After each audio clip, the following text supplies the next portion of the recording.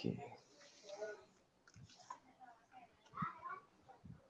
Bismillahirrahmanirrahim. Assalamualaikum warahmatullahi wabarakatuh. Alhamdulillah, insya-Allah pada petang ni Fazli Aziz Talk Show ini kita nak sembang-sembang sikit, nak berbual sikit, berbincang sikit mengenai dengan isu Facebook ni, soal jawab berkaitan hukum, etika dan juga akhlak dalam bermedia sosial. Hari ni kita santai-santai. Sebelum saya perkenalkan, saya rasa kalau nak perkenalkan tetamu semua dah kenal dah. Cuma kita nak minta sahabat-sahabat untuk like, untuk share banyak-banyak sebab hari ni insya-Allah majlis ilmu kita ni moga-moga dirahmati dan diberkati oleh Allah Subhanahu Wa Taala. Kita ambil masa sikit untuk kita share dulu. Sementara kita tunggu sahabat-sahabat lain masuk untuk menonton bersama. Kita nak share ilmu banyak-banyak biar kita nak sampaikan kepada seramai mungkin orang. Jadi kita share dulu. Share dulu. Pakat-pakat share sekejap. Saya pun nak share juga. Dan kita bersama hari ini dengan Ustaz Syed Abdul Kadir Al-Jufri. Assalamualaikum Ustaz. Waalaikumsalam warahmatullahi wabarakatuh. Lama betul kita tak jumpa Ustaz. Itulah, sebelum PKP pun tak dapat jumpa, dah PKP lagilah kan. Lagilah tak berjumpa. Allah. Ustaz pun sibuk saya tengok sekarang, merata-rata Ustaz. Waktu PKP mana boleh merata. Taklah, sebelum PKP. Sebelum PKP. Nanti ada yang kata Ustaz Syed waktu PKP merata. jadi hujah pula ni dia bersama. Ya betul. Alhamdulillah. Cuma saya punya penonton ni tak ramai sangat Ustaz, biasa-biasa je lah. Tak apa, dia yang penting tu dia jadi bekalan akhirat tu sebenarnya. Betul. Sebab saya nak hari ni sebab saya nak ajak Ustaz untuk kita bincang topik ni sebab benda ni macam benda besar sebenarnya sebab ramai orang tak sedar kan. Facebook, media sosial ni satu benda yang boleh jadi ladang pahala, satu benda yang boleh jadi multi level marketing dosa kalau salah cara dan salah cara dah kan. Cuma ini sebab kita pun baru sebenarnya saya pun baru nak start balik aktif dalam Facebook live ni. Saya buat rancangan baru tu, satu rancangan sendirilah namanya Fazli Aziz Talk Show. Simpel-simpelnya. Cuma insya-Allah dari masa ke masa kita akan panggil tetamu-tetamu untuk bincang macam-macam isu lah. Dan hari ni kita nak bincang pasal Facebook ni. Facebook media sosial. Banyak sangat kes, terlalu banyak. Lepas tu saya bagi contoh lah. Isu Rohingya kan, isu Rohingya. Kita marah, betul kita marah, ramai orang tak setuju. Tapi bila tengok ayat yang ditulis, cara menulis, cara ekspresi, saya rasa benda ni rasa macam kita dah macam melampau dah sebenarnya dalam keadaan kita meluahkan marah tu kan. Bahkan ada satu poster saya tengok tu Ustaz, dia tulis apa tau? Aku tinggalkan, dia macam ayat Hitler tu. Saya baca. Ya Allah. Sampai tahap itu boleh kita menghukum mereka ni kan. Jadi saya rasa macam satu benda yang sangat menakutkan lah. Jadi mukadimah sikit Ustaz sebagai permulaan kita nak bincang pasal ni. Okey, bismillah, alhamdulillah. Paling pertama sekali tahniah Fazli Aziz Talk Show ni. Dan saya sebenarnya permulaan sekali walaupun tak berapa ramai lagi, sedang meningkat sekarang ni kita punya sedang meningkat penonton kita alhamdulillah. Cumanya saya perhatikan ada beberapa perkara. Hari tu saya pernah sekali live di satu Facebook. Facebook satu masjid dia tahu. Masjid ni dia jemput dan dia minta supaya kita live dekat Facebook dia. Bukan kat Facebook saya tapi kat Facebook dia. Dan Facebook dia tak ramai sangat follower. Lepas tu yalah Facebook masjid kan, mungkin komuniti yang kecil je. Facebook masjid kampung pula tu kan. Jadi saya pun pagi-pagi tu saya pun buat live lah. Bila saya buat live tu saya pun tekan, saya pun tengok dekat viewer kat atas tu kan. Ada kosong. Saya kata, aku nak cakap dengan siapa ni? lepas tu tak apalah, saya message dia punya usaha masjid kan. Masjid kejap lagi. Kejap lagi dia kata, okay Ustaz, mula Ustaz. Lepas tu tengok ada satu. Mungkin dia lah kot yang tengok kan. Satu. Lepas tu kejap lagi naik jadi 2. Lepas tu ada sekali-sekala tu naik jadi 3. Lepas tu turun balik kosong. Turun balik 1 kadang-kadang. Dan sepanjang saya berceramah tu mungkin ada 1 atau 2 je viewer tu. Tapi apa yang menyebabkan saya teruskan juga bercakap waktu tu adalah saya fikir di Facebook ni nanti dia akan save dekat Facebook tu. Dan mudah-mudahan bila kita dah meninggal dunia nanti, kalau kita fikir jauh kan, kita kena begin with the end in mind. So ujung kita nanti, bila kita mati nanti macam mana? So biarlah bila kita mati nanti, ada lagi orang yang tengok, kita pun tak tahu siapa yang akan tengok kan, akan datang tu. Mudah-mudahan dia akan jadi saham pahala yang berpanjangan. Adalah juga pahala kita daripada Facebook tu yang sampai dalam kubur kita kan. Itu yang dipanggil sebagai pahala yang berpanjangan. Tapi dalam masa yang sama kita tak nafikan macam tadi mukadimahkan tadi, dosa pun boleh jadi MLM, dosa pun boleh jadi jariah kan, berpanjangan. Dan hari ini semua orang pakai media sosial, semua orang gunakan media sosial, dan kita risau kalau apa disebutkan oleh Al-Imam Al-Ghazali. Imam Ghazali kan dulu bila disebut tentang dosa-dosa manusia ni, Imam Ghazali letakkan anggota tubuh kita ni ada tujuh anggota tubuh kita ni. So dosa kita ni dengan 7 anggota tu, dan oleh kerana itulah pintu neraka ada 7 kan. Sebab kita punya fizikal ni juga ada 7. Dia berbeza dengan syurga. Syurga ada 8 pintu. Ulama sebut kenapa syurga ada 8 pintu, neraka 7 pintu. Sebab salah satu sebabnya adalah syurga ada satu lagi adalah hati. Ya betul. Sebab hati kita yang berniat tu pun dapat pahala. Okay, so 7 anggota yang buat dosa yang menyebabkan seorang masuk dalam api neraka, na'udzubillah. Imam Ghazali kebanyakannya ataupun paling banyak sekali fokus adalah pada dosa tangan. Dosa tangan yang paling banyak Imam Ghazali fokuskan. Banyak Imam Ghazali ceritakan tentang dosa tangan. Dan kalau kita baca satu-satu tentang dosa tangan tu, Imam Ghazali tak cerita dosa tangan tu tentang pukul orang ke, penumbuk orang ke, tak. Tapi lebih kepada, adalah sikit bab mencuri itu sikit je lah. Tapi yang banyak difokuskan adalah berkaitan dengan menulis, berkaitan dengan dan dosa lidah lagi banyak Imam Ghazali ceritakan berbanding dengan dosa tangan. Okey, dan dosa lidah ni pula, dosa lidah ni kalau kita perhatikan pada zaman kita sekarang ni, semuanya ada dekat sini. Lidah kita dekat sini. Kalau kita baca satu-satu, lidah di jari. So ada 8 dosa lidah yang Imam Ghazali ceritakan, semuanya ada di jari kita pada hari ni. So media sosial adalah kita panggil peluang yang sangat-sangat menarik untuk buat dosa-dosa lidah kita, yang sebenarnya hari ni kan, Pali belajar psikologi, kita kan bila nak bercakap berdepan, lagi dia orang timur, orang belah-belah tempat kita ni lah, Nusantara khususnya, dia bila dia nak bercakap dia bila nak bercakap berdepan tu dia kurang sikit kan, dia malu-malu sikit, dia ada apa dipanggil, ada gap lah kan, dia macam pelapik, tak asertif lah, dia tak asertif. Nak kata tidak tu payah. Betul. Lepas tu kalau dia nak kutuk orang, dia nak cakap orang tu salah, nak tegur orang pun, dia banyak sangat dia fikir nanti orang tu kata apa, nanti apa kan. Dia ada beza sikit kadang-kadang dengan orang Arab ataupun orang Mat Saleh. Kadang-kadang dia orang bila nak cakap tu dia vokal je kan. Dia nak tegur je, tak kisah. Okay, nak tanya sebagainya. Orang kita tanya pun kadang malu kan. Okay. So social media sekarang ni, Facebook, Twitter dan Instagram, dia dah menghapuskan apa yang dipanggil sebagai gap tadi tu. Dia dah mula berani sebab dia tak nampak berdepan, eye to eye contact tu tak ada. Jadi dia dah mungkin berani. Semalam saya dapat satu mesej daripada seorang adik ni, masya-Allah, cute lah, tapi dia budak lagi kan. Dia tulis, dia kata, "Ustaz, kalau ustaz nak tambah follower, kalau ustaz dah tambah follower, ustaz perlu lebih yakin dan banyak buat lawak." Dia tulis gitu tau. Saya bila baca ustaz tengah live kan, maksudnya dia mesej tengah live ke macam mana? Dia mesej belakang tengah live pun tulis, dan dia tepi juga. Okey. Jadi bila saya baca macam tu, saya fikir okeylah, tak apa ni, pandangan dia baguslah. Tapi kalau kita fikirkan seorang budak dulu lah kan, kalau seorang budak nak bercakap dengan seorang lebih tua, tambah pula orang yang tua tu adalah seorang penceramah, ustaz dan sebagainya kan, tiba-tiba dia nak bagi pandangan macam tu, memang mustahil lah kan. Mustahil budak-budak dulu boleh buat macam tu.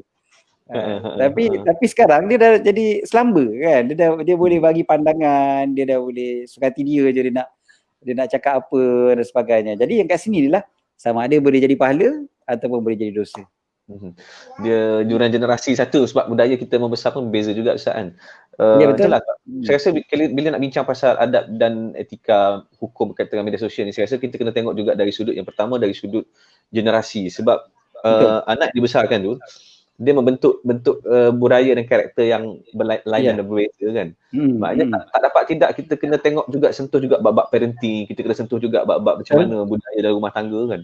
So, saya rasa benda ni besar. Tapi saya nak minta sahabat-sahabat, rakan-rakan kalau ada yang nak tanya soalan, kalau nak berkomunikasi dengan kita, boleh tulis di apa ni, di Facebook kita, di Facebook ni. Kalau nak share pun boleh share, minta tolong share ramai-ramai, moga dapat manfaat ramai. Sebab siapa yang komen keluar macam ni, cuba Ustaz tengok dekat skrin Ustaz, dia akan keluar macam ni. Ni sini contoh. Oh, okey. Oh, comel. Comel. Ustaz buat lawak tu dia keluar dia gelak tu. Okey. Cuma Ustaz, saya fikir juga sebab kadang-kadang mungkin juga sebab orang ni dia bila contohkan, bila kita duduk depan-depan, kita nak maki kita rasa berat. Kalau kita nak maki dah nak kata rasa berat sebab kita rasa benda tu besar, bila kita rasa benda tu rasa macam berdosa sangat kan. Tapi yang peliknya bila kita buat dalam media sosial, kita tak rasa benda yang sama. Dia maksudnya seolah-olah macam dosanya berbeza pula darjat tingkatan dia dalam media sosial kan. Padahal kita fikir hukumnya tetap sama kan. Jadi dari segi psikologi dia rasa macam berbeza pula. Mungkin Ustaz boleh komen sikit pasal tu. Saya rasa saya nampak ada kan satu hadis Nabi SAW mungkin biasa kita dengar, ilam tastahi fasna' ma syi'ta. Kalau kau tak malu maka buatlah apa yang kau nak. Dan memang sebenarnya ini keyword dia sebenarnya malu tu. Jadi bila di media sosial, malu tu dihilang sebab dia tak berdepan dengan orang tu, dia tak nampak muka orang tu. Jadi dia lagi senang untuk buat apa-apa. Profil pula pakai kucing, gambar kucing pula kan, lagi tak rasa apa kan. Betul. Nama pun macam-macam nama kan. Walaupun namanya kadang-kadang nampak macam baik kan, apa bakal jenazah dan sebagainya kan. Tapi kadang-kadang mulutnya ya Allah macam takkan jadi jenazah selama-lamanya kan. Jadi ada satu cara dakwah lah mungkin yang agak menarik ya, saya tengok Allah alam lah. Dari segi keharusannya boleh dipertikaikan. Tapi dia buat dia punya Twitter dia adalah syaitanir rajim. Okay. Jadi dia sebagai setan kan. Jadi mewakili. Jadi mungkin dia nak tunjukkan kepada orang ramai tentang bagaimana syaitan mempengaruhi manusia, bagaimana syaitan mentertawakan orang yang kena pedaya dengan dia dan sebagainya. Tapi yalah, kalau orang dulu-dulu takkan gamak nak mengaku sebagai setan kan. Jadi apalah, itu mungkin dakwah dia, wallahu alam. Kita tak nak persoalkan yang tu. Cuma kalau nak mengutuk, nak menghina dan sebagainya, betul. Memang malu tu sebenarnya yang hilang. Sekarang ni malu yang hilang dalam masyarakat. Sebab saya tengok betul lah Ustaz kata malu punca kan. Maknanya malu, bila malu hilang maka boleh buat apa saja. Sebab saya tengok hari ni kalau kita tengoklah contoh budak perempuan lah, remaja budak perempuan. Kalau dulu kita tengok budak perempuan ni lemah lembut, santun, bercakap kan. Tapi sekarang kalau bersembang pun kadang, oi kau ni tu kan anjing kau ni. Dia kita duduk depan tu macam Allah tergamam kan. Maknanya kalau depan-depan pun dah boleh cakap macam tu dengan kawan-kawan dia, apatah lagi dalam media sosial kan. Jadi ya betul. Perbezaan budaya. Okey, kalau ada sahabat-sahabat yang nak tanya soalan, boleh tanya soalan, boleh type di tepi tu, insya-Allah boleh type.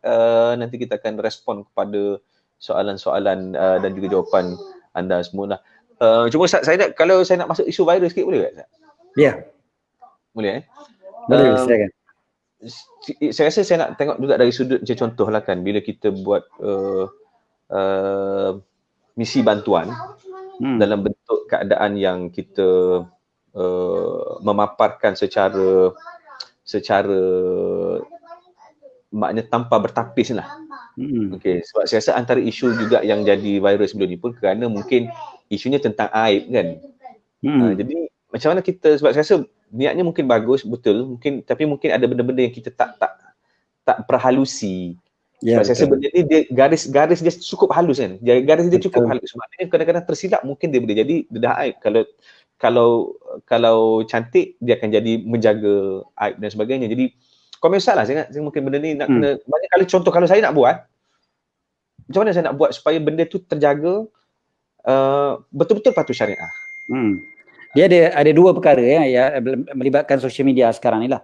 Bila kita bersedekah, bila kita hulurkan bantuan kan. Dua perkara, satu daripada diri kita sendiri dan juga satu lagi adalah di pihak orang yang menerima.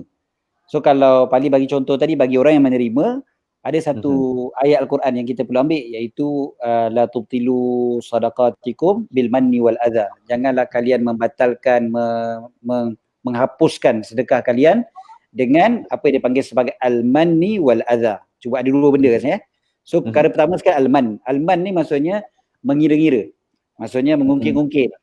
Kan? Bila kita dah bagi kat dia, kita ngungkit pula lepas tu kan, kita cakap aku dah bagi kau gini, aku dah bagi kau tak ingat ke aku dah, kan? Dia benda tu akan sangat-sangat melukakan perasaan orang yang menerima. Kan? Sebab kita pun tahulah kan, maknanya kalau orang mengungkit ni memang salah satu daripada penderaan mental kepada emosi. Orang yang mental dan emosi. Betul. Jadi mengungkit, mengira-gira, tu satu perkara. Yang keduanya al-adha. Al-adha ni lebih umum, iaitu menyakitkan hati orang tu. Kadang-kadang dia bagi tu dalam keadaan macam orang yang menerima tu macam dimarahi ataupun macam anjing apa tepi jalan aja kan, macam bagi tu macam ambil ataupun campak-campak je kan. Bagi orang tu jadi macam peminta sedekah dan sebagainya. Maka daripada situlah salah satu daripada dalil yang menyebabkan para ulama kata sewajarnya untuk kita tidak maklumkan siapa yang mendapat sedekah tersebut, kerana menjaga hati dia, menjaga perasaan dia daripada terluka. Dia rasa macam aku ni peminta sedekah sebagainya, walaupun dia memang minta sedekah, tapi dia akan lebih terasa bila muka dia diviralkan kan, ditunjukkan di sana sini dan sebagainya. Tambahan pula dia ada keluarga, mungkin dia ada sepupu, mungkin dia ada pakcik, ada anak saudara dan sebagainya yang mungkin orang kenal kan, ni bukan pakcik kau ke, ni bukan sepupu kau ke, sebagainya. Kenapa kau tak tolong kan, kau elok je tukar sport rim kereta kau punya sepupu tu macam tu teruk kan. Jadi dia akan terkesan kepada banyak orang. Itu yang menyebabkan banyak ulama yang mengatakan eloknya untuk kita tak dedahkan secara terbuka. Dia berbeza dengan kalau kita pergi misi kemanusiaan, contohnya di Syria, di Palestin dan sebagainya, yang memang semua orang kat situ tu memang tengah susah kan. Memang kalau pelarian tu, satu camp pelarian tu memang susah. Dan kalau ada sepupu dia dekat tempat lain pun, sepupu dia pun tahu kata memang sepupu tu ada kat camp pelarian. Dan kalau ada orang yang membantu, alhamdulillah, dia pun seronok. Itu pun sebenarnya waktu saya buat penggambaran di salah satu kamp pelarian di Turki, saya rasa ke Jordan, saya pun tak ingat. Salah satu daripada penggambaran program Astro waktu tu, banyak di kalangan mereka yang minta supaya muka mereka tidak ditunjukkan di TV. Padahal TV tu TV Malaysia tau, bukannya ada orang saudara dia tengok pun. Saudara dia tak tengok pun kan. Tapi dia tetap rasa macam boleh tak kalau dia kata kalau jangan tunjuklah dekat TV. Padahal dia dah duduk kat camp pelarian tu, kemah pelarian, dah confirm kemah pelarian tu memerlukan bantuan. Tapi tetap dia buat macam tu. Itu maknanya perasaan, hati orang yang menerima tu juga kita kena jaga.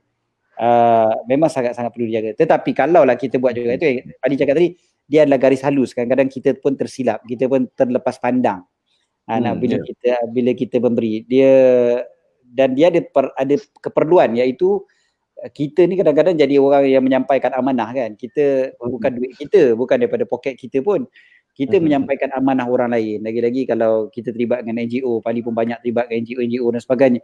Bukan duit daripada poket kita pun, adalah sikit mungkin duit daripada poket kita, tapi banyaknya yang banyak tu adalah duit daripada orang ramai. Sumbangan orang ramai. Ini kita perlu tunjuk kepada diorang yang kita dah menyampaikan kepada orang yang memerlukan. So dekat sini dia ada dua cara. Satu, kita boleh tunjukkan di media sosial, tetapi dengan cara kita tutup muka orang tu. Ini yang dibuat oleh, contohnya masa saya tengok macam Ustaz Somad dan sebagainya, saya perhatikan bagus. Dan Serantau Muslim pun saya nampak dia dah tutup muka orang yang menerima. Dan itu saya puji tindakan mereka.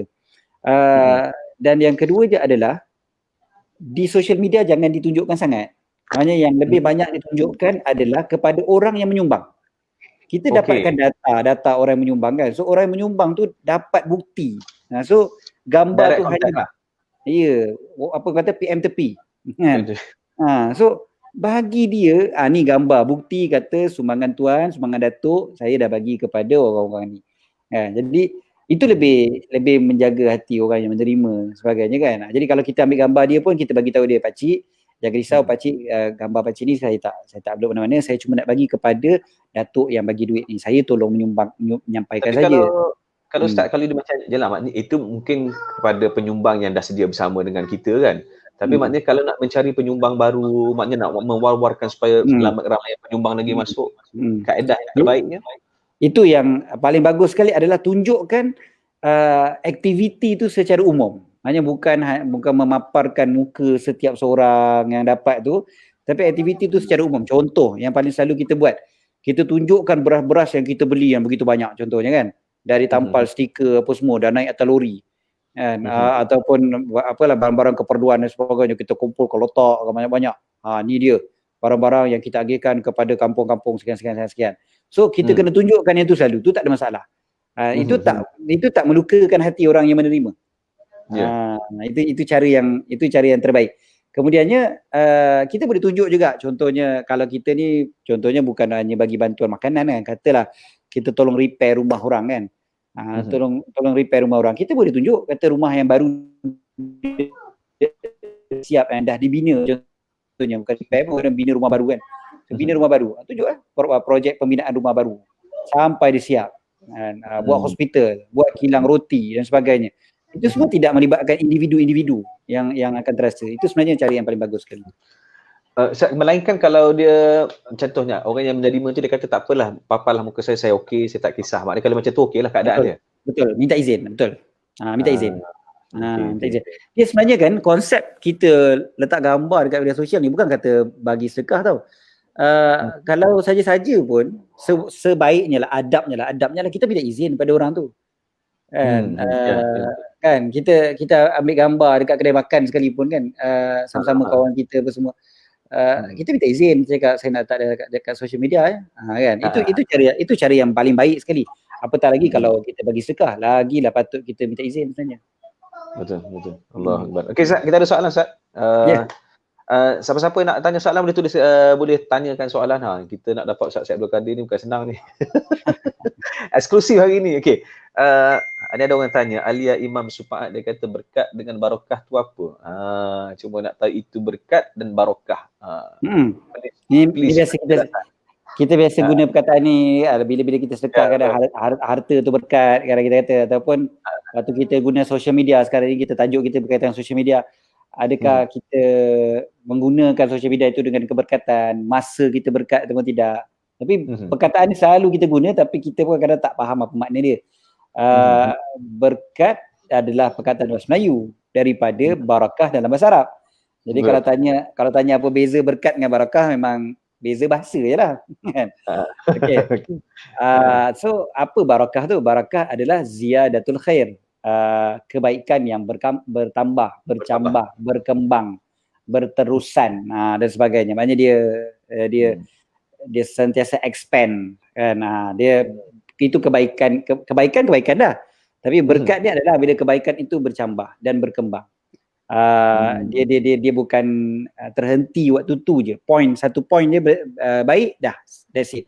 Itu maknanya bukan berkat. Contoh yang paling mudah sekali saya biasa sebut, ilmu yang kita dapat bila kita belajar. Semua orang kata ilmu tu baik. Contoh pada petang ni kita duduk dalam majlis ilmu, insya-Allah. Majlis ilmu ni semua orang kata baik. Tak ada yang kata kau hinanya kau pergi tengok Fazli Aziz show tu kan. Maknanya tak ada orang kata gitu. Semua orang kata benda ni baik kan. Walau orang tu dia tak pernah tengok majlis ilmu pun dia akan kata benda tu baik. Okey, so baik. Dia apa beza baik dengan berkat? Berkat adalah bila baik itu dia akan berkembang, bercambah. Contoh kita boleh share tak apa yang kita dapat ni? So kalau kita boleh share apa yang kita dapat, itu tanda berkat. Sebab berkembang. Dia bukan berhenti kat situ je, dia berkembang. Itu tanda berkat. Padahal tekan butang share paling senang sekali. Kalau kita dengar kuliah dekat majlis ilmu, kita masih lagi kena tulis nota. Lepas tu kita kena type, ataupun kita type nota, kita share dekat WhatsApp group ke apa ke, ataupun dekat Facebook, kat Twitter kita. Masih lagi memerlukan usaha. Tapi butang share dekat Facebook, Sangatlah senang nak tekan kan. Tapi kalau yang share dekat Facebook tu pun kita tak boleh tekan. Agak-agak berkat ke tidak gajah ilmu yang kita dapat tu sebenarnya? Wow. Sentak betul. Oh, dia macam ugut je Ustaz. Dia bukan ugut. Dia punya kayu ukur berkat tu adalah apabila dapat dikembangkan, kemudian aja dapat diamalkan, of course. Kalau setakat ilmu tu dapat masuk ke otak je, setakat kita simpan aja dalam kita punya memory, maka tak berkat lah. Tapi berkat adalah bila kita dapat amalkan pula, kita dapat sebarkan, sampaikan kepada keluarga kita. Itu contoh baik dengan berkat. Maknanya teknologi yang berkat ni sebenarnya teknologi yang memudahkan kita untuk bertambah lagi kebaikan, memudahkan kita untuk buat kebaikan lagi kan. Macam saya sebut tadi, share lah. Simple saja action. Jadi kalau tak terasa tak tahulah, jadi kalau terasa terus share sekarang lah. Okay. Kita ada lagi soalan Ustaz, iaitu hukum zakat online. Macam mana pula? Lepas tu dia tanya lagi kalau perlu lafaz atau niat sahaja bayar zakat online. Ini kita topik kita dah sudah tapi masih di atas masih online lagi. Masih online lagi. Okey, salah satu daripada yang dipanggil sebagai sunnah dalam zakat adalah melafazkan akad. Itu adalah sunnah. Dia bukan rukun macam akad nikah. Akad nikah memang kena lafazkan. Dia tak boleh pakai niat. Dia memang mesti lafazkan, aku terima nikahnya Fulana binti Fulan kan.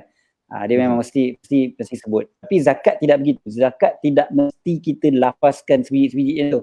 Kita boleh sahaja dengan niat. Contohnya bila harta kita ni, kita tahu itu adalah zakat. Harta tu harta zakat. Kita pergi kepada orang miskin, kita membagi kepada dia bantuan makanan contohnya. So kita bagi pada dia tanpa kita bagi tahu, cik ni saya bagi zakat ya. Cik kena jawab saya terima. Saya terima. Okey tak. Dia bukan begitu. Kan? Kita boleh saja bagi pada dia, tapi yang penting hati kita tahu yang itu adalah zakat. So balik pada cerita online tadi tu, kalau nak dilafazkan bagus. Bahkan di pusat zakat punya website pun kadang-kadang dia letakkan apa lafaznya untuk kita baca. Itu kita bacalah dia punya. Jadi boleh ke tidak bayar zakat online? Ulama zaman sekarang lah, sebab online ni zaman sekarang, zaman dulu tak ada. Zaman sekarang dah telah nyatakan, fatwa-fatwa pun secara jelas nyatakan bayar zakat online tak ada masalahnya sebab dia dah ada transaksi dekat situ. Dan kita dah bagi kepada pihak yang memerlukan ataupun kita bagi kepada kepada pusat zakat yang menguruskan. Kita bagi pada pusat zakat yang menguruskan. Contohnya pusat zakat mana-mana lah negeri-negeri kita bagi pada dia, transaksi tu dah berlaku. Sama je macam kita bagi cash dekat Amil tu. Nanti Amil tu akan kena back in juga akhirnya. Bukan Amil tu guna duit kita tu bagi pada orang fakir miskin terus, tak. Dia pun kena back in, masukkan dalam akaun juga. Jadi sama je sebenarnya, konsep transaksi tu tak ada masalahnya. Cuma platform je berbeza lah. Online dengan offline. Lepas tu ni Ustaz, ada orang kata dia dah terasa hati ke bila kita sebut ni Ustaz, dia kata terus share Ustaz, mudah-mudahan berkat. Masya-Allah, mudah-mudahan berkat mudah-mudahan berkat. Okey. Alhamdulillah. Ustaz, cuma satu lagi saya nak tanya Ustaz jugalah sebab berkaitan dengan bila kita fokus balik kepada media sosial kan. Contoh, ada berita yang kita sebenarnya tak pasti. Tapi kita just ambil berita tersebut dan kita letakkan di media sosial kita kan. Cuma untuk melepas tangan kita letak copy and paste, istilahnya melepas tangan lah kan. Maknanya sumber tu kita bukan daripada orang lain. Cuma kita copy and paste ni kadang-kadang baca. Kalau betul tak apalah, tak betul tak apalah.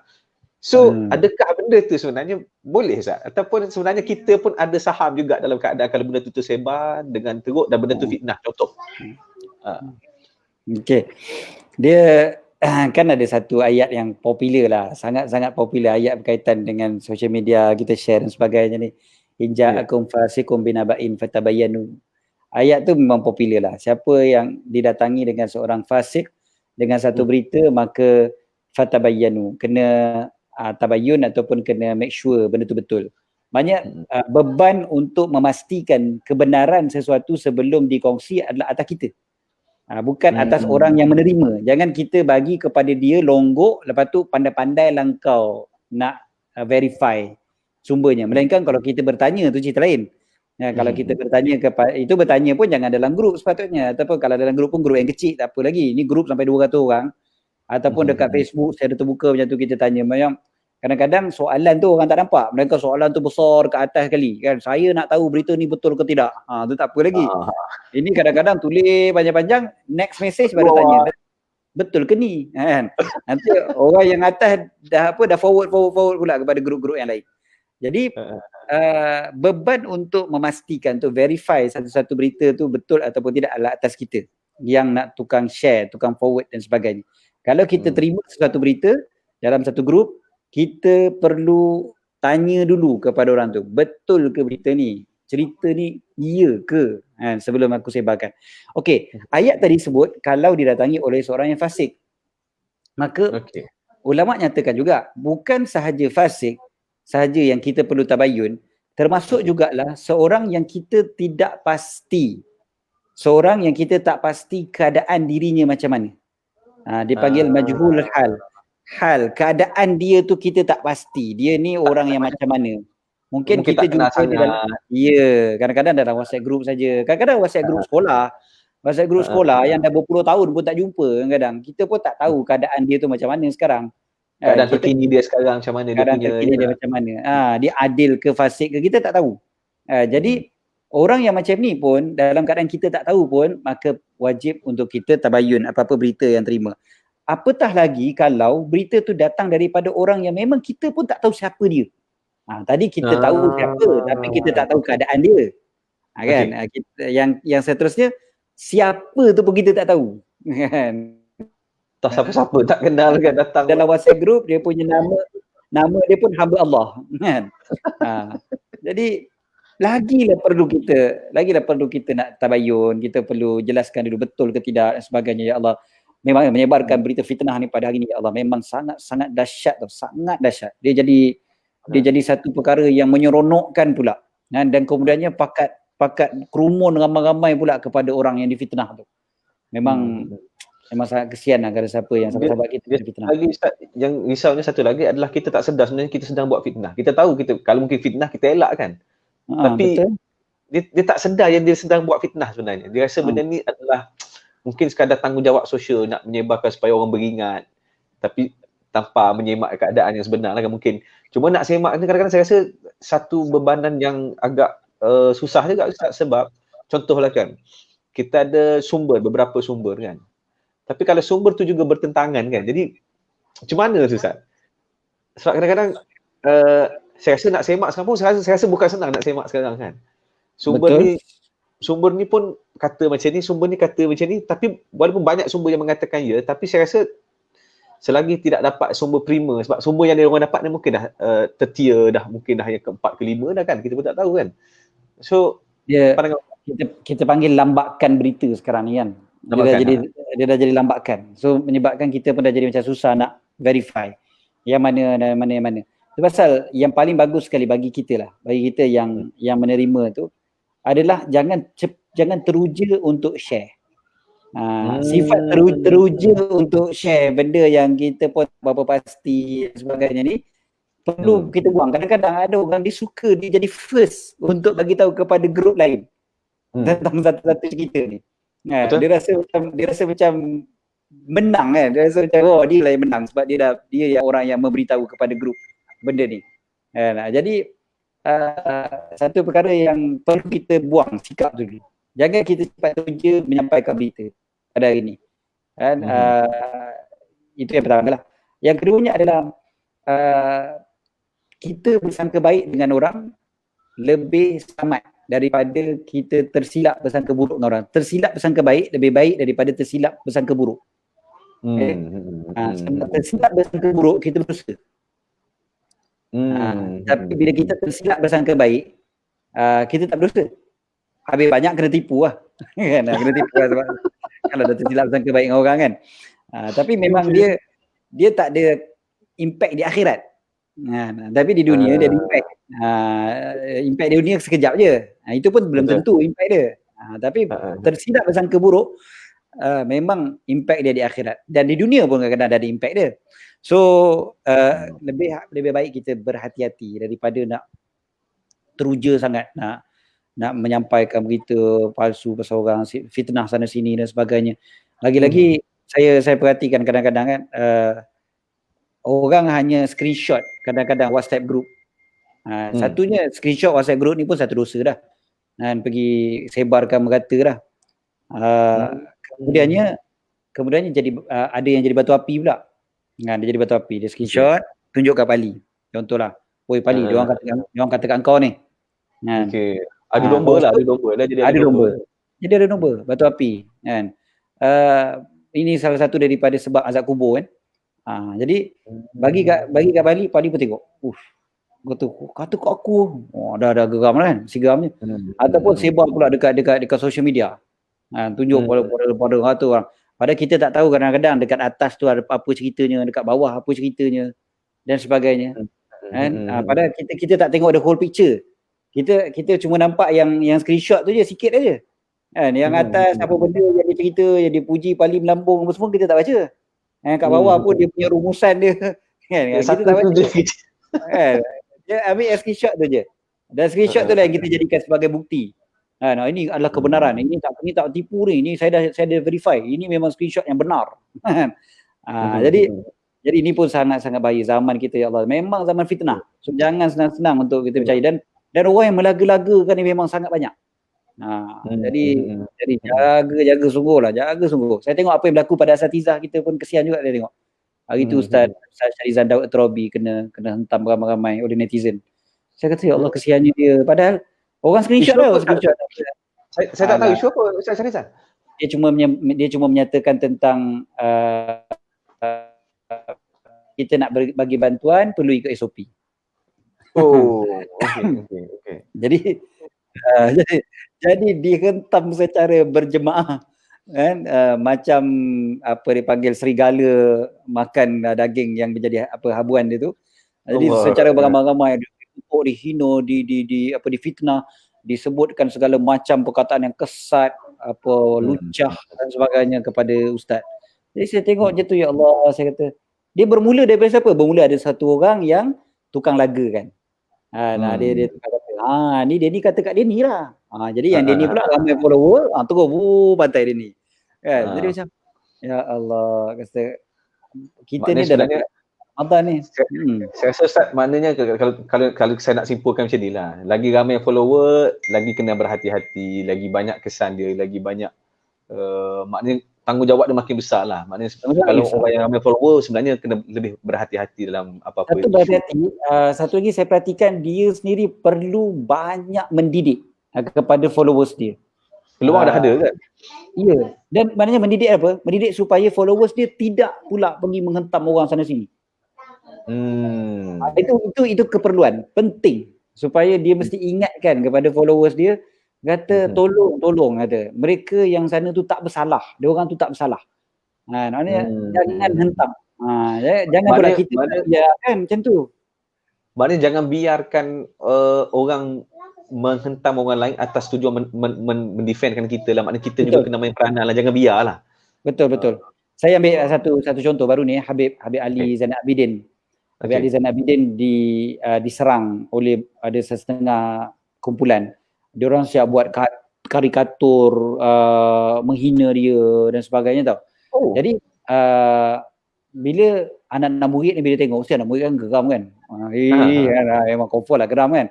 Jadi bila anak murid geram, anak murid nak balas dan tahu siapa yang buat tu, tahu siapa yang share, ada individu-individunya kan. Jadi anak murid ni memang, ini memang sedap ni, memang nak bantai balik kan apa semua kan. Tapi bila Habib Ali dapat tahu, dia terus nasihatkan kepada anak-anak murid dia supaya jangan buat benda tu kan. Kita tunjukkan akhlak Nabi SAW. Jangan nak marah-marah orang, jangan nak kutuk orang, jangan nak hina orang kan. Sebab kita tahu yang kita perlu doakan mereka. Sebab kalau mereka salah, doakan mereka sebagainya. Jadi maknanya selesai. Lagipun kan dosa antara individu dengan individu tu yang patut settle, bukannya orang lain. Betul. Kita sebagai jabatan netizen ni yang nak terus serta nak menambah perisa, menambah rasa, menambah benci, menambah hangat kan. Saya ada dulu satu cerita, satu guru saya, Syekh Ali Jumaah, bekas mufti Mesir. Waktu beliau mengajar di masjid memang sangat ramai manusia tu.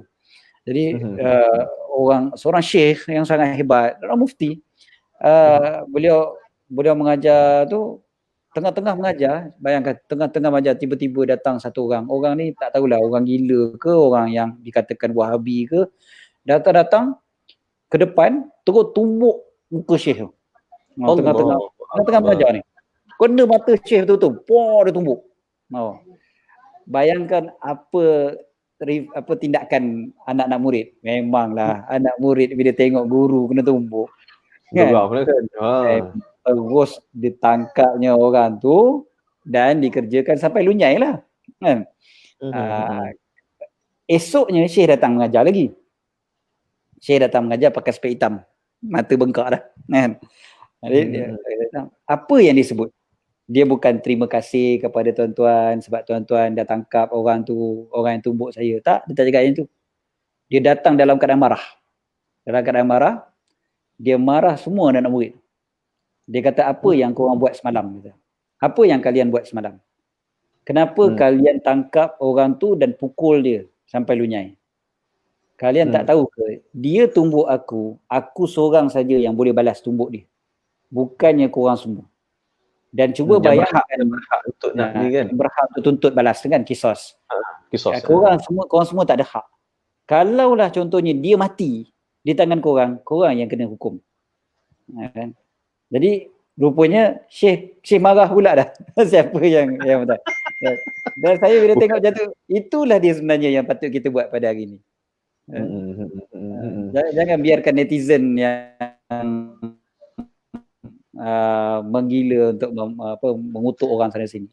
Ya, sebab kadang-kadang isu-isu tertentu tu kita yang tahu hal sebenar kan, kita yang tahu daripada A to Z kan. Kadang-kadang orang yang melihat sekeliling itu dia tengok situasi saat itu ketika itu je. Jadi cerita sebenar tak tahu di sebaliknya kan. Jadi terus betul. So itu sebenarnya sangat-sangat bahayalah Ustaz. Okey, ni ada yang tanya Ustaz, dia tanya pasal tadarus online Ustaz. Atau ambil sanad Quran melalui online. Ni macam mana Ustaz? Ini semua fekah PKP. Fekah PKP ni. Saya rasa new normal baru sekarang. Kebanyakan semua berubah.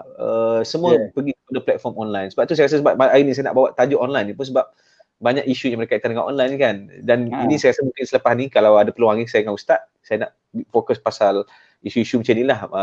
Tadarus online, fekah online lah. Sebab saya rasa pun contoh training pun dalam dunia training latihan pun saya rasa semua dah berubah. Saya pun banyak buat webinar online ni Ustaz sekarang. Betul. Saya rasa 6 bulan ke setahun ni memang kena membina online. Okey Ustaz, balik kepada soalan tu. Sanad Quran melalui online. Okey.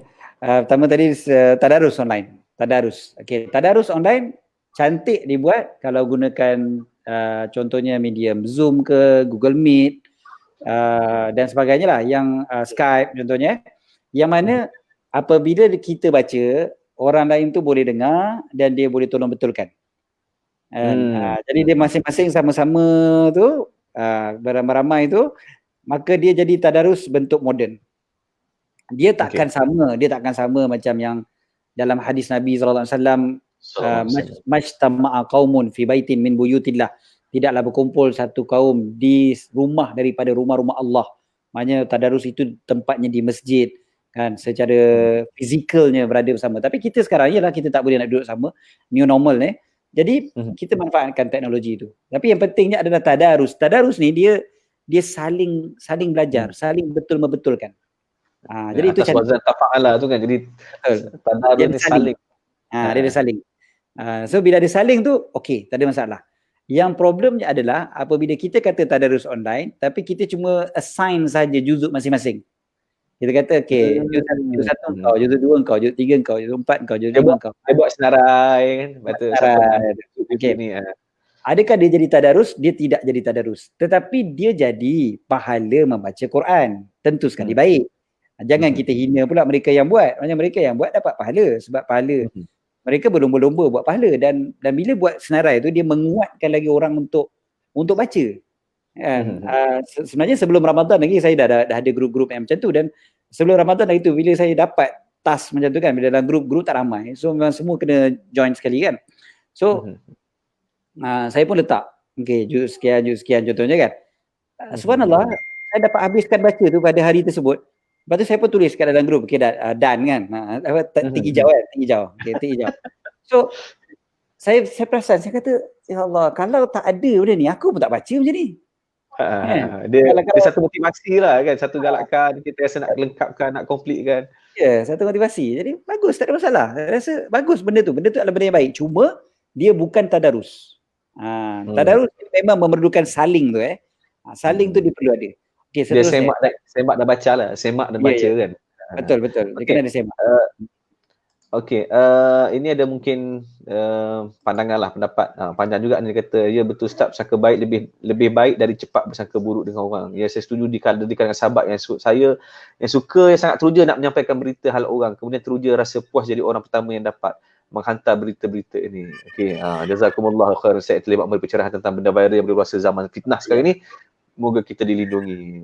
Sebab saya rasa hari ni antara orang mencari like dan juga viral Ustaz.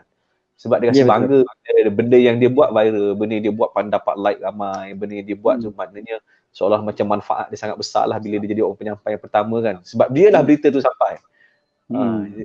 Jadi motivasi yang saya rasa satu bentuk motivasi yang kena berhati-hati, sebab kalau salah cara tu dia memang bermasalah.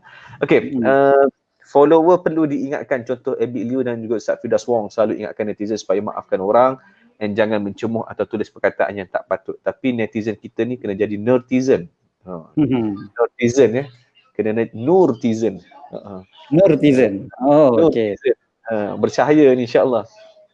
Betul. Setuju. Dia kita yang perlu mendamaikan. Betul.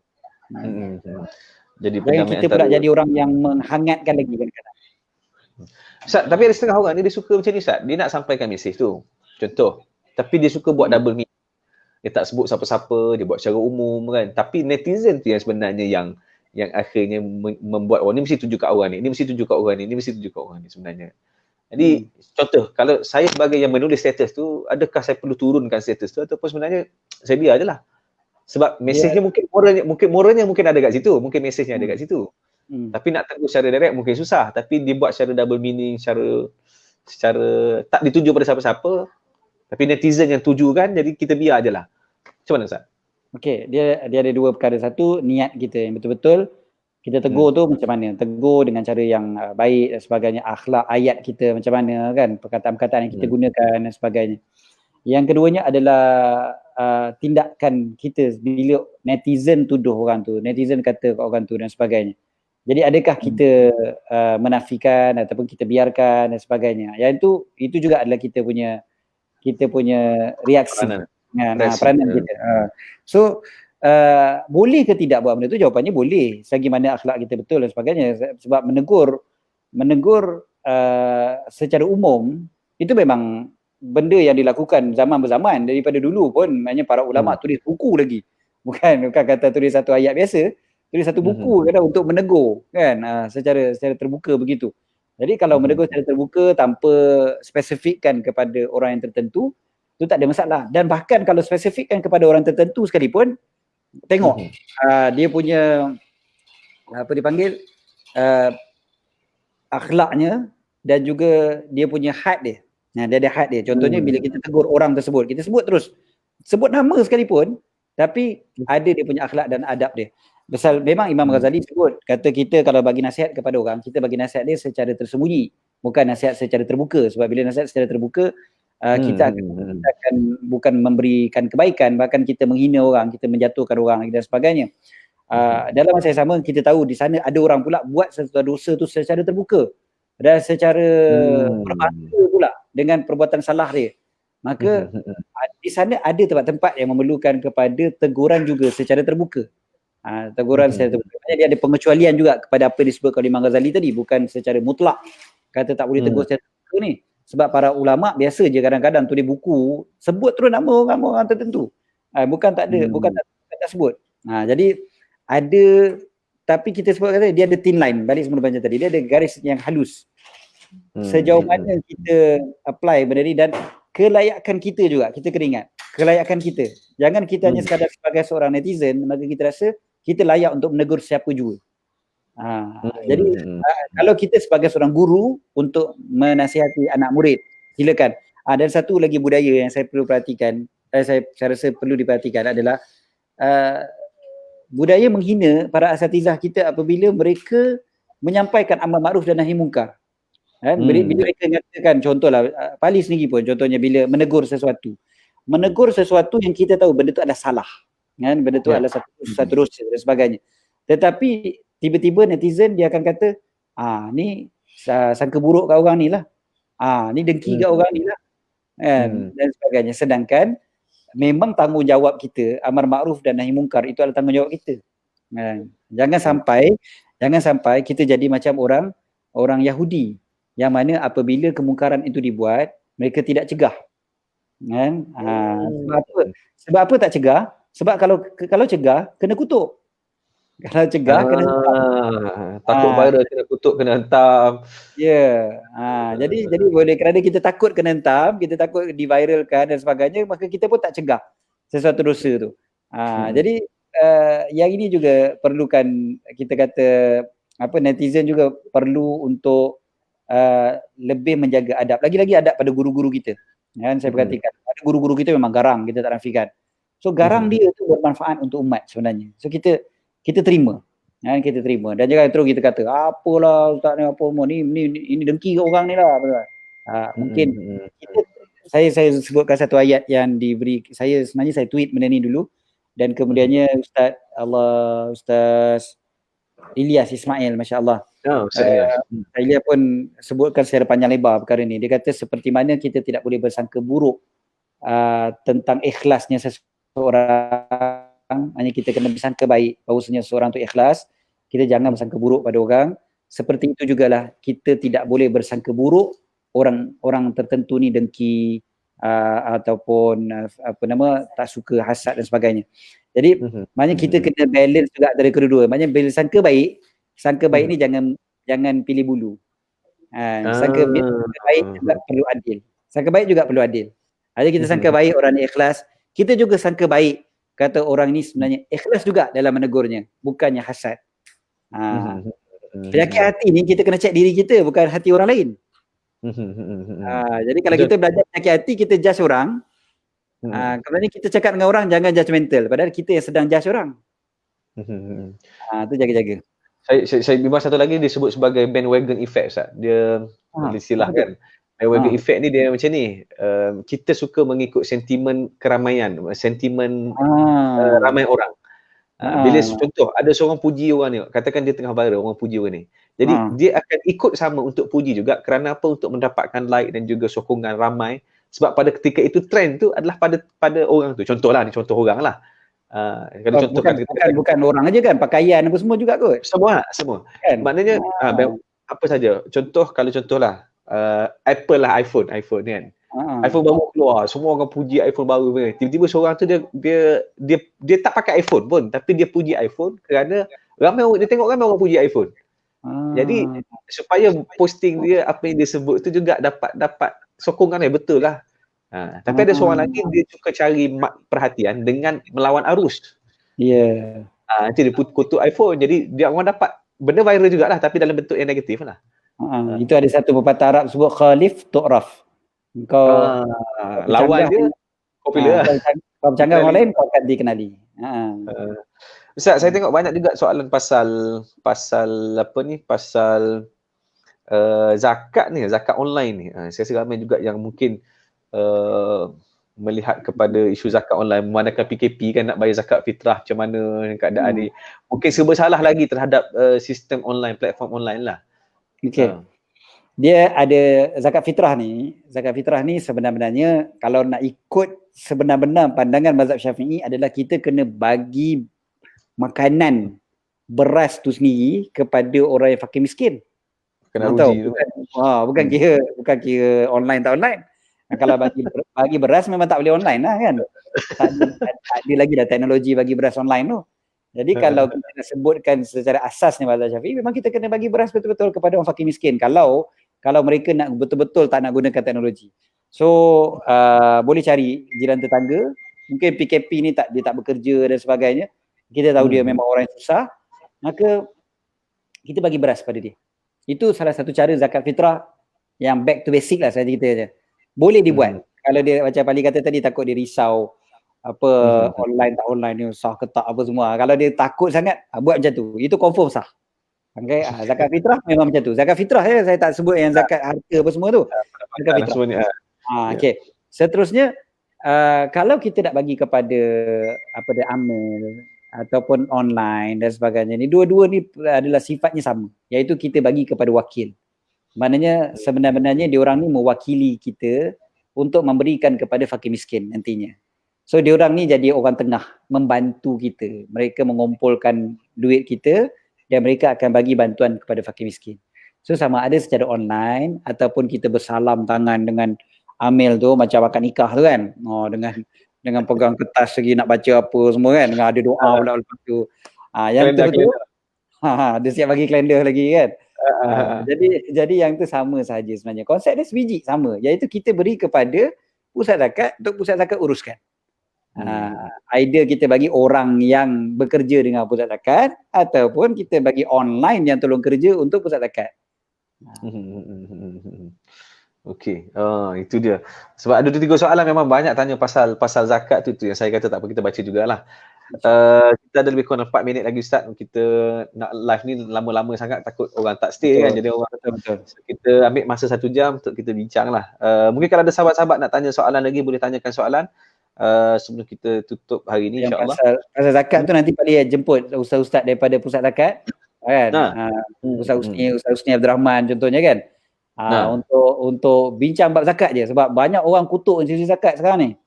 Sekarang ni mungkin institusi zakat ni banyak dikutuk dan menyebabkan ada orang macam dia tak percaya nak bagi pada institusi zakat kan. Jadi mungkin kita boleh jemput juga kita punya otai-otai kita dalam lembaga zakat di mana-mana negeri untuk bagi penjelasan macam mana sebenarnya konsep tu, termasuklah yang ni zakat online apa semua ni. Betul, zakat online. Okey, saat ni ada mungkin tapi ni soalan dia tak apalah, sebab sebagai yang terakhir mungkin, walaupun kita tidak berkait dengan online, tapi saya boleh, mungkin Ustaz boleh respon jugalah. Dia kata, salam Ustaz, saya menyewa rumah berkelengkapan penuh, fully furnished di luar negara dan makanan kebiasaan mereka adalah non halal. Jadi untuk menggunakan perkakas dapur, pinggan dan cawan, bolehkah saya sekadar basuh semula dan guna atau perlu wajib samak dahulu sebelum guna? Wajib sertu dulu lah. Sertu tidak. Dalam hadis ada perkara ni, yang mana sahabat ada tanya pada Nabi SAW tentang bekas makanan, pinggan, mangkuk yang ditinggalkan oleh orang kafir apabila mereka masuk ke dalam rumah orang kafir tu. Ini berlaku di Madinah. Jadi Nabi SAW mengarahkan kepada para sahabat tu supaya basuh saja dan gunakan. Cukup sekadar basuh dan guna. Sebab apa? Mungkin ada yang kata, itu Ustaz, takut-takut dia makan babi kat pinggan ni, takut-takut anjing ni jilat. Jadi sebenarnya dalam bab bersuci ni, perkataan takut-takut, kot-kot, entah-entah, jangan-jangan kan. Yang ini semua kena buang. Jadi semua kena buang. Maknanya kita berhukum dengan benda yang nampak jelas di depan mata lah, maksudnya begitulah kan. Yang yakin. Okey. Baik, Ustaz, mungkin sebagai yang terakhir, kalau Ustaz sebagai kesimpulan lah, kita bincang pasal media sosial ni, tapi saya ingat lepas ni mungkin kita boleh buat lagi dengan Ustaz kalau Ustaz ada free lah. Saya ada 8 poin sebenarnya, tapi tak sempat disebutkan tadi. Saya sebutkan sekali lalu je. Perkara-perkara yang berkaitan dengan media sosial, yang kita kata kesilapan di media sosial yang selalu dibuat oleh orang ramai. Pertama sekali yang kita dah sebut tadi, baca dan sebar berita palsu. Baca dan sebar berita palsu. Yang kedua, baca dan sebar berita gosip. Kalau Ustaz nak hurai pun boleh, sebab kita bukan TV, jadi TV 60 minit dia tepat berhenti kan. Kita nak lajar sikit pun okey. Berita palsu selesai, kita dah jalan tadi. Yang keduanya, gosip. Gosip ni dia tak mesti palsu, dia mungkin betul.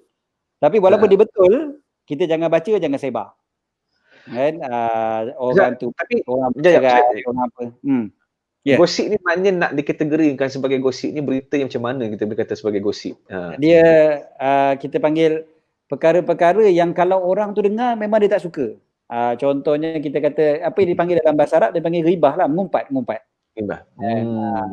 mengumpat ni kena buang jauh-jauh.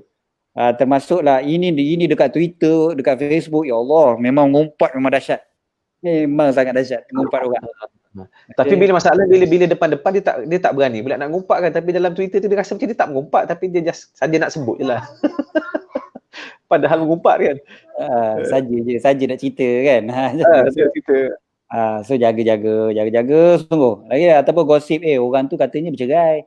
Orang tu kata gini, tak payahlah kan, artis cerita apa selebriti cerita apa ni. Lagi-lagi bulan Ramadan ni kurang-kurangkan. Yang nombor 3 ada kaitan dengan yang tadi. Habiskan masa dengan benda yang sia-sia. Benda yang sia-sia ni benda yang tak ada kaitan dengan kita. Dalam hadis Nabi kata apa? Min husni islamil mar'i tarkuhu ma la ya'ni. Antara baiknya Islam seorang tinggalkan benda yang tak ada kaitan dengan dia. Kalau benda tu tak ada kaitan dengan kita, apa susah-susah sangat kita pun nak memberi komen, nak tulis kat Facebook, nak tulis kat Twitter dan sebagainya, nak siap nak berbalah-balah hujah dan sebagainya, tak ada kaitan tu dengan kita. Tinggalkan benda yang tak ada kaitan. Dan lagi-lagi bulan Ramadan. Bulan Ramadan ni kita bukan saja meninggalkan benda dosa, kita juga meninggalkan benda yang sia-sia. Dan kurang-kurangkanlah tengok benda-benda yang dia tak berdosa tau, tapi dia khayal bila tengok. Kalau bulan Ramadan ni kena kurangkan. Cerita-cerita dekat Netflix kan. Cerita Korea. Cerita-cerita Korea dan sebagainya. Bulan Ramadan ni kurangkanlah sebenarnya. Benda-benda yang menghabiskan masa kita. Bulan Ramadan ni, especially bulan Ramadan. Dan nombor 3, nombor 4. Nombor 4, post riak. Hashtag dan tarawih. Dan sebagainya. So, post-post yang riak ni. Jaga hati kita jangan riak. Bila kita cerita apa-apa kan. Bukan maknanya kita tak boleh share kebaikan. Bukan. Tapi hati memang kena jaga sungguh-sungguh bab ni. Sebab hari tu ada orang buat lawak lah buat lawak je. Dia kata ada satu orang ni masuk, beberapa orang masuk neraka. Dalam neraka dia orang sembang sama-sama dia orang. Orang yang pertama tanya, kau masuk neraka kenapa? Kan? Dia orang sembang sama-sama dia orang lah, kenapa masuk neraka. Yang orang pertama cakap, aku masuk neraka sebab mencuri. Orang nombor 2, aku masuk neraka sebab bunuh orang. Yang nombor 3, aku masuk neraka sebab aku merompak dan sebagainya. Orang nombor 4, aku masuk neraka sebab aku letak hashtag dan tarawih. Sedangkan aku tak tarawih pun. So memang kelakar lah kalau kena masuk neraka sebab benda tu kan. Tapi itulah yang berlaku sebenarnya kan. Jadi riak jangan sekali-kali duk riak apa-apa pun. Saya rasa benda ni dia macam thin line juga kan, sebab kita dalam keadaan, saya rasa sebab ada mungkin niat asalnya mungkin nak memberi inspirasi, contoh kan buat lepas main maghrib kita baca buku cerita pasal Nabi, cerita pada anak-anak, ambil gambar letak dekat Facebook kan. Betul. Mungkin niatnya nak memberi inspirasi, tapi tak tahulah mungkin macam mana Zat, saya kadang-kadang contohlah kadang-kadang nak buat juga benda tu, tapi rasa macam tak payahlah. Tapi rasa macam mana nak berinspirasi. Itu yang kita sebut, hati kena cek sangat-sangat selalu. Hati memang kena cek selalu. Maknanya hati kita ni, nafsu kita ni, dia suka perhatian manusia, dia suka orang puji. Nafsu memang suka dipuji. Tak mungkin nafsu tu tak suka dipuji. Dia memang suka bila orang puji. So, kena cek betul-betul, aku ni post ni untuk bagi orang terinspirasi ataupun aku nak supaya aku yang diangkat. Okay. So, caranya macam mana? Satu, selalu cek hati. Yang keduanya adalah selalu ingatkan diri bahawasanya perbuatan baik yang aku buat bukan sebab aku baik, tapi sebab Allah Ta'ala yang bagi taufik pada aku supaya aku boleh buat baik. Jadi waktu tu kita tak rasa sombong dan kita tak rasa belagak dengan apa yang kita buat. Dan sebab kita tahu yang sebenarnya kita banyak dosa. Selalu ingatkan diri, aku ni banyak sangat dosa. Aku banyak sangat salah. Yang aku tunjuk ni bukannya nak orang puji, sebab orang nak puji apa pun kat aku ni. Aku ni banyak kesalahan, aku ni banyak dosa. Tapi mudah-mudahan aku share ni supaya ramai orang buat. Dia orang buat, aku pun dapat pahala juga. Jadi itu tujuannya. Jadi cuba saya upaya. Para ulama dulu pun biasa cerita tentang mereka bangun tahajud, mereka bangun sepanjang malam. Ada yang sebut selama 30 tahun aku tak pernah tinggal azan di masjid, aku mesti dah ada di masjid, contohnya. Kan dia kata 30 tahun buat begitu. Dia je yang tahu benda tu, dia yang cerita benda tu. Jadi dia cerita tu dalam hati yang bersih, Kita netizen pula yang membaca, ni sekali lagi, netizen pula yang baca, jangan senang menghentam orang. Jangan senang-senang. Riak lah tu, nak menunjuk lah tu. Macam kau seorang baca Quran.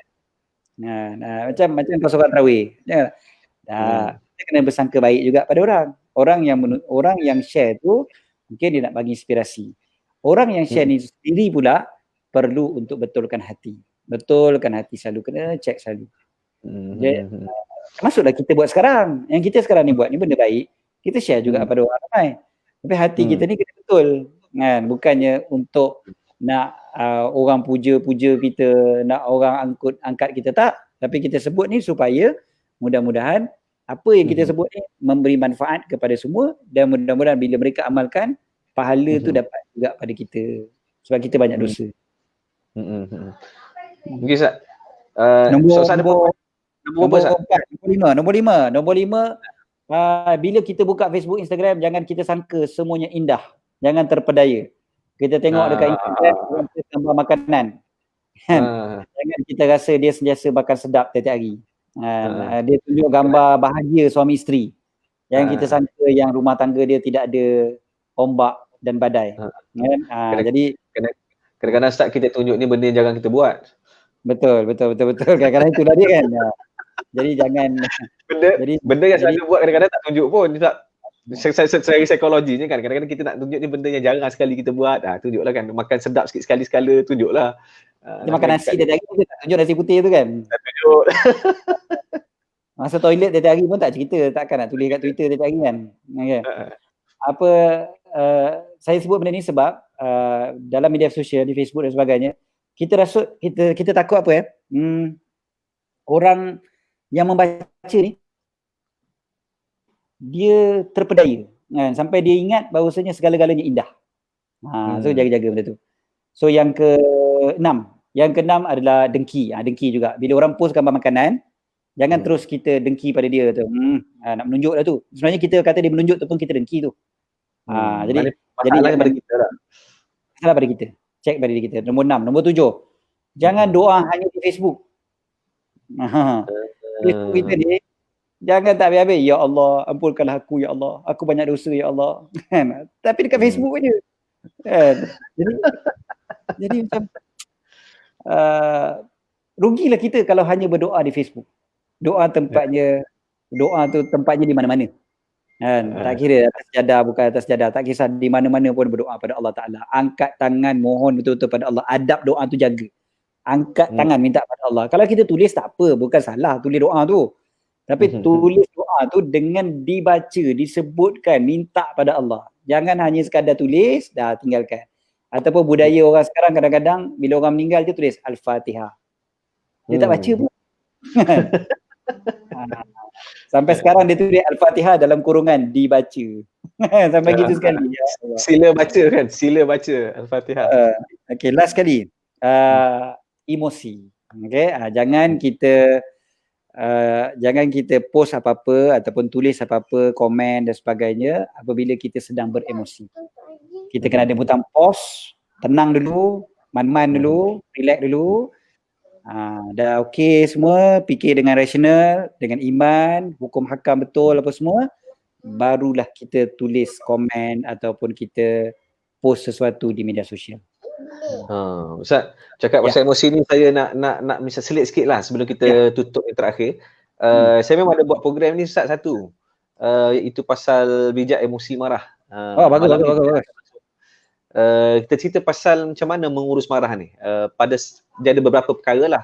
Yang pertama, benda berlaku pada saat tu, ketika itu kan, macam mana nak buat. Saya gabung teknik apa yang Nabi ajar dan juga kaedah-kaedah kawalan minda lah, mindfulness dan sebagainya lah. Jadi itu satu. Yang kedua, kita check juga apa yang sebenarnya benda yang trigger kita, yang mudah trigger kita. Sebab setiap orang ni dia lain-lain. Ada orang yang mudah marah dengan benda tu, belum tentu kita mudah marah pada benda yang sama kan. So kita dah kena kenal pasti yang tu lah. Dan yang menarik yang ketiga dalam program ni saya buat malam ni insyaAllah. Jadi kalau nak, siapa berminat boleh daftar lah. Kita boleh pengaruhi orang pula, sebab emosi ni dia mempengaruhi emosi. Cerita hari ni, orang marah bila diprovokasi, jadi benda tu makin membesar lah. So kalau dengan teknik ni insyaAllah, kalau pasangan kita tengah marah, kita boleh pengaruhi dia untuk kurang marah. Kalau anak-anak tengah marah, macam mana nak buat? Kalau pasangan tengah marah, macam mana nak buat? Jadi itulah sedikit sebanyak saya nak share sikit untuk program malam ni lah. Jadi kalau siapa berminat, saya tulis bawah ni, nanti boleh daftar di situlah Ustaz. Sambil-sambil Ustaz. Sambil-sambil kita orang kata apa? Berkongsi-kongsi kan. InsyaAllah. Ustaz, ada satu lagi, ada orang tanya ni sebagai yang terakhir, soalan terakhir kot, saya ingat saya ambil sebagai yang terakhir lah kot. Yang ini dia kata, ini berbanyak juga ni yang buat video parody. Maknanya mungkin dia ambil satu video, mungkin ustaz ke siapa-siapa buat balas kenyataan kan, dia ambil, dia masukkan seolah-olah macam bercakap dengan dia dan sebagainya lah. Itu satu bentuk parody. Ataupun mungkin dia lakonkan balik dengan buat watak yang lebih kelakar dan sebagainya. Hukumnya Ustaz. Dia balik kepada hukum menghina orang. Hina, mempermainkan, mentertawakan orang. Semua tu adalah satu-satu daripada dosa-dosa yang kita buat dengan lidah kita. Imam Al-Ghazali sebutkan antara dosa lidah adalah kita dipanggil as-sukhriyah ni, kita menyebabkan orang ditertawakan. La taskhar ataupun la yaskhar. La yaskhar qaumun min qaumin. Jangan menyebabkan orang gelak kepada orang lain. Okay? Orang mentertawakan orang lain, dan hukum ni haram. Dalam fatwa, seingat saya pun dah ada fatwa tentang parodi ni. Jadi kena jaga-jaga. Kalau dia sekadar macam hiburan antara orang pelawak dengan pelawak, yang itu sebab masing-masing memang buat lawak. So benda tu dia tidak pun menyakitkan hati satu orang lagi. Sebab memang kerja mereka untuk menghiburkan, dan memang yang ditertawakan tu pun memang sedang buat lawak juga. Jadi yang itu parody sama-sama dia orang tu tak ada masalah lagi. Dia masalahnya adalah bila kita mentertawakan orang yang serius. Orang yang sedang buat satu benda yang betul, orang yang ataupun tak kira lah, walaupun dia buat benda tu tak betul sekalipun, tapi kita menyebabkan orang beramai-ramai menghina dia, orang beramai-ramai mengutuk dia dan mentertawakan dia. Ini banyak hadis-hadis yang ceritakan tentang bercakap untuk menyebabkan orang ketawa dan sebagainya ni. Ini benda yang sangat-sangat dilarang sebenarnya. So jaga-jaga. Maknanya kita buat orang lain supaya dia ditertawakan tu sebenarnya. Ya. Maknanya apa perkataan yaskhar biqaumin kan apa? La yaskhar qaumun. Surah Al-Hujurat kan? Saya tak ingat. Tapi maknanya itu bukan hanya mengata lah, tapi maknanya menyebabkan orang ditertawa kan Ya, termasuk. La yaskhar qaumun min qaumin. Okey. Baik Ustaz, kita pun dah kesimpulan aku Ustaz, sebab kita dah sampai dah masa pun dengar orang azan tu. Sebagai kesimpulan insya-Allah Ustaz. Okey, kalau kita perhatikan media sosial ni adalah lubuk buat pahala. Kita panggil MLM pahala dan juga MLM dosa. So pilihan di tangan kita sendiri lah pilih sama ada kita ni nak dapatkan pahala yang berpanjangan ataupun dosa yang berpanjangan. Dan yang seterusnya adalah yang saya sebutkan di awal tadi, hadis Nabi SAW sendiri bagi tahu pada kita, kalau kau tak malu, maka buatlah apa yang kau nak. Jadi sebenarnya datangkanlah rasa malu. Malu bukan hanya bila berhadapan dengan manusia lain secara fizikal, tapi malu juga apabila kita ni sentiasa diperhatikan oleh Allah Ta'ala, dicatat amalan kita oleh para malaikat. Malulah malaikat mencatat kita. Kita setiap kali kita type tu, setiap aksara yang kita type tu, setiap satu tu ditulis juga oleh para malaikat. Malaikat tulis lagi laju daripada kita. Tak ada typo. Kita siap typo lagi. Jadi malaikat dah catat semua apa yang kita tulis, baik ataupun yang buruk. Jadi kita sendirilah nilai sendiri, lu fikirlah sendiri kan. Fikirkan kita nak malaikat catat benda baik ke benda buruk yang kita tuliskan. Jadi media sosial sama ada adalah ladang pahala ataupun ladang dosa untuk kita semua, na'udzubillah. Allahu Akbar. Alhamdulillah. Terima kasih banyak Ustaz Said. Yalah, kita dah lama kita tak berjumpa. Yang kedua ni kita jumpa pula dalam media sosial. Yang ketiga banyak pula perkongsian ilmu hari ni. Alhamdulillah. Comel tu dah besar dah rupanya. Dah besar. Okey. Allah. So terima kasih banyak Ustaz. Terima kasih banyak pada yang menonton. Saya ingat mungkin kalau ada siapa-siapa yang nak kita fokuskan ke satu-satu topik, boleh cadangkan pada saya, insya-Allah. Kita akan panggil pakar-pakar untuk kita sembang bersama dan juga mungkin bersama dengan Ustaz Said jugalah. Tengoklah. Insya-Allah apa pun yang boleh, sebab saya rasa saya jadi makin semangat bila Ustaz sebut di awal tadi, media sosial ni dia contohnya Facebook lah, bila kita buat majlis ilmu macam ni, mungkin penonton sekarang tak ramai, tapi bila kita meninggal nanti kita tak tahu mungkin ada lagi orang tonton. Jadi saya rasa benda ni saya nak kena buat betul-betul, kena buat sungguh-sungguh, insya-Allah. Ditonton jadi penonton, bagi cadangan apa tajuk-tajuk yang sesuai untuk kita buat, insya-Allah kita akan banyakkan tajuk untuk kita bincang, khususnya topik tentang yalah hal-hal semasa yang saya rasa contoh, saya rasa hari ni pun tak cukup masa Ustaz sebenarnya kita bincang ini, sebenarnya sikit sangat konteks ataupun sudut yang kita bincang, kita tengok ni hanya satu bahagian saja. Kita boleh tengok lagi benda-benda lain, jadi insya-Allah mungkin nanti saya akan buat lagi dalam Fazli Aziz Talk Show. Terima kasih banyak Ustaz. Terima kasih banyak menonton. InsyaAllah saya doakan semua, moga Allah berikan rahmat dan kasih sayang, memudahkan kita untuk jadi hamba Allah yang Allah cinta dan Allah sayang, insyaAllah. So, terima kasih banyak. Jadi kita sampai di sini. Wabillahi taufiq. Assalamualaikum warahmatullahi wabarakatuh. Assalamualaikum warahmatullahi wabarakatuh.